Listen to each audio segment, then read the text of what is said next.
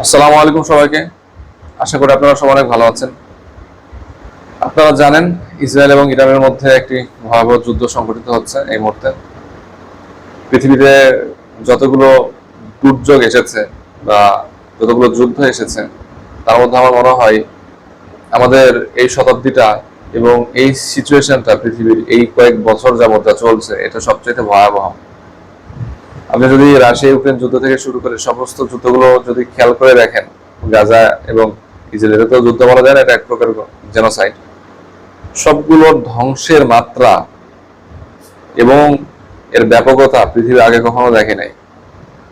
গত কয়েকদিনের ইরান এবং ইসরায়েল যুদ্ধে যদি আপনারা দেখে থাকেন, আনপ্রেসিডেন্টেড অ্যাটাক হচ্ছে। ইসরায়েল অ্যাটাক করছে ইরানে এবং ইরান অ্যাটাক করছে ইসরায়েলে। এখন যদি ভুল ঠিকের প্রশ্নে আসেন, কে ভুল কে ঠিক, এটা আপনার বিবেক দিয়ে বিচার করলে বুঝতে পারবেন। ইরানের কাছে পারমাণবিক অস্ত্র থাকতে পারবে না, এটা হচ্ছে ইসরায়েলের দাবি। অথচ ইসরায়েলের 40টির বেশি নিউক্লিয়ার ওয়ারহেড আছে। তারা যদিও স্বীকার করে নাই, বাট এটা আনঅফিসিয়াল। তাহলে ওইটা ইরানের জন্য এক্সিস্টেন্সিয়াল থ্রেট নয়। এক্সিস্টেন্সিয়াল থ্রেট কোনটা? ইরান তার শান্তিপূর্ণ নিউক্লিয়ার যে কার্যক্রম চালাচ্ছে সেটা তার জন্য থ্রেট হয়ে গেছে। সো পৃথিবীর হিপোক্রেসি এভাবে চলে। ইরান কখনো আকবরই ইসরায়েলে হামলা করতে যায়নি, অথচ ইসরায়েল আকবরই ইরানে হামলা করার পরে সে দাবি করতেছে তারা ভিকটিম কার্ডটা খেলতে খুব পছন্দ করে। শুধু এইবারই না, প্রত্যেকবারে গাজাতে আক্রমণ করার পরও তারা ভিকটিম কার্ড প্লে করছে যে ইনোসেন্ট 1100 না 1700 ইসরায়েলিকে তারা খুন করছে। এর পরিবর্তে এর বদলা কি? বদলা হইতেছে 55,000 মানুষকে তার জীবন দিয়ে এর বদলা দিতে হবে। অথচ এই 55,000 মানুষের মধ্যে 98% মানুষের কোনো সরাসরি এসব বিষয়ে কোনো যোগাযোগ নেই। যাই হোক, আমি ভিডিওটা রাতে রেকর্ড করছি। এই মুহূর্তে অবস্থা খুব একটা বেশি ভালো না। ইরান হয়তো আর কিছুক্ষণের মধ্যে ব্যালিস্টিক ক্ষেপণাস্ত্র উৎক্ষেপণ করবে। আমি যখন রেকর্ড করছি ভিডিওটা, তখন সময় সম্ভবত 2টা থেকে 2:30টার মধ্যে। তো আক্রমণ করবে। আমি জানি না সকালে আমরা কি নিউজ পাবো, কিছুক্ষণের মধ্যে আমরা দেখতে পাবো কি হতে যাচ্ছে। তবে যুদ্ধটা আরো ভয়াবহ হচ্ছে, এতে কোনো সন্দেহ নেই। এবং আরেকটা উদ্বেগের বিষয় হতেছে, ইন্ডিয়া একপাক্ষিকভাবে সমর্থন দিচ্ছে ইসরায়েলের এবং পাকিস্তান সমর্থন দিচ্ছে ইরানকে। সো আপনারা বুঝতে পারতেছেন যে বিষয়টা অনেক জটিল আকার ধারণ করতেছে। এখন বিষয়টা হতেছে যে আমরা ভারতের পার্শ্ববর্তী দেশ। আমাদের এই যুদ্ধ থেকে একটা জিনিস শিখে নিতে হবে, সেটা হতেছে পৃথিবীতে জাস্টিস বলে কিছু নেই। আপনি মনে করতেছেন আমি তো কিছু করিনি, কেন আমার সাথে খারাপ কিছু করবে বা কেন আমাকে আক্রমণ করবে? এইভাবে পৃথিবীর হিসাব চলে না।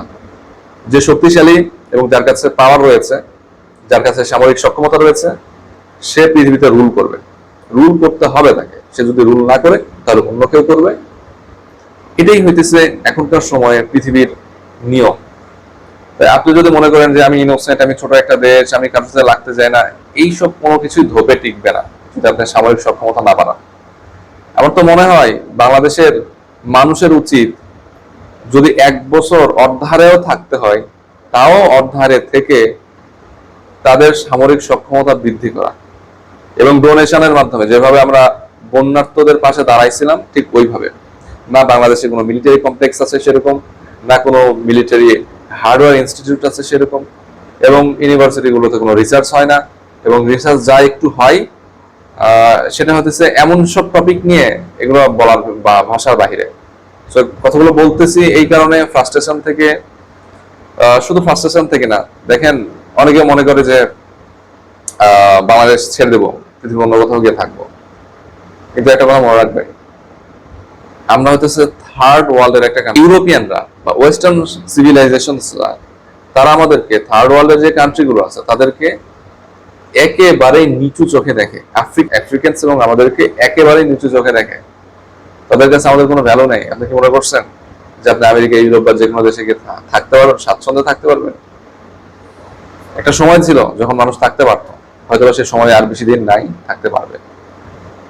বিষয়গুলো এমন দিকে যাচ্ছে যে মুসলিম এবং কাফেরদের মধ্যে প্রকাশ্যে একটা অবস্থান তৈরি হয়ে গেছে। কিছুক্ষণ আগে তুরস্কের প্রেসিডেন্ট রেসেপ তাইপ এরদোগান ঘোষণা দিয়েছেন যে তিনি তার দেশে লং রেঞ্জ মিসাইল প্রোগ্রাম চালু করতে যাচ্ছেন এবং তারা এত পরিমাণ মিসাইল উৎপাদন করতে চায় যাতে কেউ তাদেরকে থ্রেট না দিতে পারে। তো তারাও বুঝে গেছে।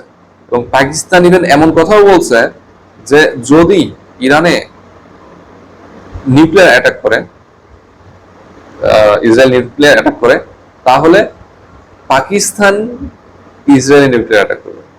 আপনি চিন্তা করতে পারেন কথার গভীরতা কতটুকু। সো এই জিনিসগুলো স্বাভাবিক হিসাব নিকাশের মধ্যে নাই। আমাদের সবাইকে প্রস্তুতি নিতে হবে নিজেদের সেলফ ডিফেন্সের জন্য। একে একে প্রত্যেকটা মুসলিম দেশকে টার্গেট করতেছে ইসরায়েল। যদি ইরানকে যদি শেষ করতে পারে, নেক্সট টার্গেট হবে পাকিস্তান, এবং পাকিস্তানকে শেষ করতে পারলে নেক্সট টার্গেট হবে বাংলাদেশ কিংবা অন্য কোনো কান্ট্রি। একটা একটা করে শেষ করতেছে। সৌদি আরব অবশ্যই টার্গেট হবে, এবং এর পর্যায়ক্রমে প্রত্যেকটা আরব মুসলিম কান্ট্রি টার্গেটে পরিণত হবে। সো সবাই বুঝতে হবে। আমার মনে হয় আমরা যে পরিস্থিতির দিকে আগাচ্ছি, আমার মনে হয় আমাদের আর আগের মতো খেলায় খেলায় যে দিনগুলো আমরা পার করতাম, এসব করার একদম মোটেও সময় নাই, মোটেও সময় নাই। ওদের মনে হয় জাতি হিসেবে, ব্যক্তি হিসেবে সবার নিজের নিজের জায়গা থেকে যতটুকু সক্ষমতা রয়েছে সে সক্ষমতায় নিজেদেরকে দাঁড় করাতে হবে, নিজেদেরকে দাঁড়াতে হবে। আর কতকাল আপনারা ফেসবুকে লাইক দিবেন, ইউটিউবে শেয়ার দিবেন, সাবস্ক্রাইব করবেন, এসব করে আর কতকাল চলবে? এসব করে যুদ্ধের সাপোর্ট দেওয়া যায় না। যুদ্ধের সাপোর্ট দিতে হলে আপনাকে কলমে লিখতে হবে, আপনাকে মুখে বলতে হবে, অথবা আপনার মেধা দিয়ে এমন কিছু স্বাক্ষর রাখতে হবে যেটা আপনার দেশ, জাতি এবং ধর্মের কল্যাণে আসে, সেটা আপনি যে ধর্মেরই হন না কেন। সো আমার অনুরোধ থাকবে, বাংলাদেশের যারা যারা চিন্তা করার সক্ষমতা রাখেন, যারা বুঝতে পারতেছেন যে পরিস্থিতি কোন দিকে যেতে পারে, আশা করবো আপনারা সবাই চিন্তা ভাবনা করবেন। আসলে আমাদের জেনারেশনটা খুব একটা কঠিন সময় পার করছে, অনেক কঠিন সময় পার করছে। আমরা কখনো আশা করি না এই ধরনের কঠিন সময় আমাদেরকে পার করতে হবে, কিন্তু এটাই বাস্তবতা। কিছু করার নেই আমাদেরকে। আমরা দেখছি এখন পরিস্থিতিগুলো বোঝার চেষ্টা করতেছি, এতটুকুই আমরা করতে পারি আপাতত। কিন্তু এটা সত্য যে আমাদের ভবিষ্যৎ প্রজন্মকে যদি বাঁচাতে হয়, তাহলে অবশ্যই অবশ্যই আমাদের নিজেদের সক্ষমতা তৈরি করতে হবে। বাংলাদেশে সেদিন একটা পোস্ট দেখলাম, আমার ফ্রেন্ড মনে হয় শেয়ার করছিল, কি যেন একটা পোস্ট, হ্যাঁ, যে বাংলাদেশে পৃথিবীর প্রত্যেকটা দেশের মিসাইল সিস্টেম আছে, ডিফেন্স সিস্টেম আছে, আর আমাদের দেশে শুধু দলবাজি, চাঁদাবাজি, আর হইতেছে কি সহসভাপতির ডিফেন্স সিস্টেম। সো এসব নিয়ে মানুষ মজা করতেছে, মজা করারই বিষয়, কারণ পৃথিবী আর ওই 60-এর দশকে আর 90-এর দশকে পড়ে নেয়। পৃথিবী অনেক দূর আগে গেছে, এসব দিন শেষ, ইন্টারনাল পলিটিক্স এর দিন শেষ। মানুষ এখন গ্লোবাল পলিটিক্স করে। আপনি যদি গ্লোবাল পলিটিক্সে যদি আপনার প্রেজেন্স যদি না রাখতে পারেন, আপনি শিওর থাকেন আপনি কোনো না কোনো দিন আপনার স্বাধীনতা হারাবেন। আপনার স্বাধীনতা হারাবেন, এতে কোনো সন্দেহ নাই। যাই হোক, অনেক দেশপ্রেমিক মানুষ আছে বাংলাদেশে এখনো, যারা চেষ্টা করে যাচ্ছে মানুষকে সতর্ক করার। সো চোখ রাখুন ইরান ইসরায়েলের দিকে, দেখা যাক কি হয়। আমি চোখ রাখছি, আশা করি কোনো পজিটিভ নিউজ পাবো আস্তে আস্তে, কিন্তু খুব একটা আশা করতে পারতেছি না, পরিস্থিতি যেদিকে যাচ্ছে। আপনারা সবাই ভালো থাকবেন। আল্লাহ হাফেজ।